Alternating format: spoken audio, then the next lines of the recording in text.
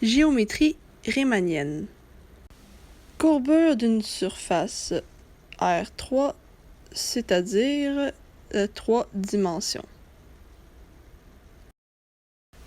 Regardons le cas d'une courbure positive, comme on le retrouve sur une sphère ou un ellipse, etc. Alors on pose qu'on a un avion A situé sur la sphère, qu'on représente par un point bleu, et un avion B qu'on représente par un point vert. Lorsque les avions commencent leur trajectoire,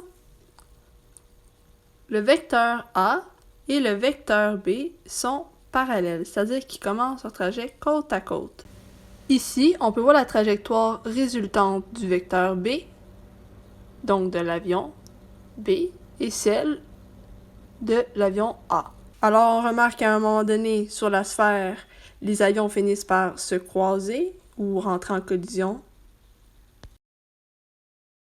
En relativité générale, les vecteurs ou les trajectoires sont courbés.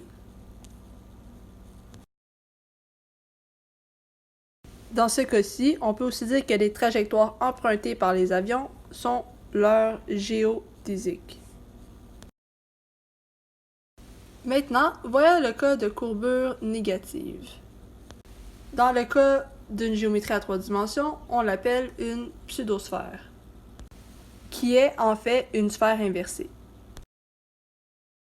On applique le même principe que tantôt avec les vecteurs A et B, donc la trajectoire des avions. Et on remarque qu'à un certain point, ces trajectoires tendent à se repousser ou à s'éloigner.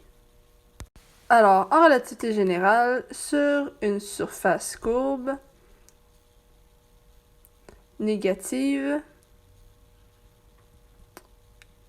les géodésiques se repoussent.